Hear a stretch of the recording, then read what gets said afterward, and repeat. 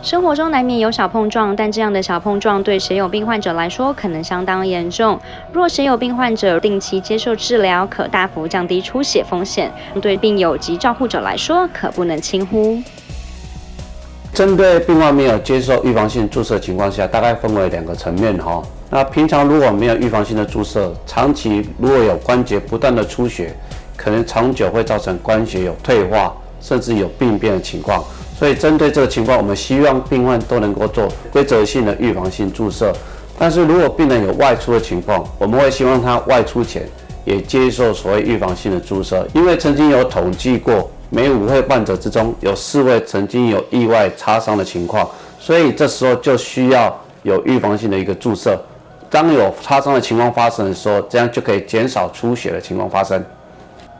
根据血友病协会的病友生活暨治疗品质大调查，却发现重度 A 型血友病病友中，超过40%病友每周进行1次或1次以下治疗，30%病友每周进行2次治疗，甚至需要时才用。根据我们自己本身的一个血友病防治中心的经验，其预防性注射将近有到70%多。不过还是有一些病友其实要不断的沟通，就是年纪大的人，可能他的预防性的观念还不是那么的好。那病患平常不愿意接受预防性注射，主要大概有3个部分的一个困扰。血友病患常见的3大用药问题：1. 用药程序复杂耗时；2. 找血管的问题；3. 注射的问题，也就是常说的恐针。那大概有60%以上的病患会觉得说，他在混药的过程中耗时超过3分钟以上，是非常的困扰。对于血友病友，对于现有用药选择已有大幅缩减混药步骤的方式，药物配件简化改为一体成型，让病友可以在1到2个动作中就能完成药剂的混合，可节省快3倍的用药时间。那确实是这样的一个模式，是可以减少它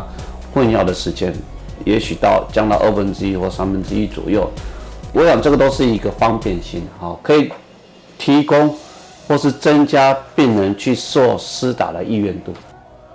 重度血友病患一般来讲都是要1个礼拜要2到3次的打针。你如果把体内的一些凝血浓度维持在跟正常人一样的浓度的话，你平常所做一些动作或是运动，因为你的血液浓度不够而造成伤害。我们外出嘛，难免嘛遇到一些碰撞，因为血友病做一些小碰撞也容易出血问题，所以这些做预防注射的话都是可以避免的。也可以提升你去运动意愿，才能够把你本身的肌肉啊、关节啊、韧带啊，我们把它强化之后，反而会保护你的关节，而不容易出血。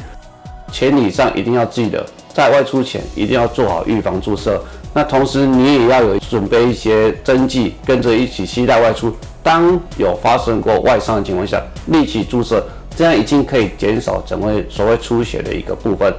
血友病患者应适当多运动，训练肌肉，让关节有更好的保护，并遵照医师指示进行预防性治疗。透过这些改变，可帮助病友治疗的不便，帮助病友保持规律用药的习惯。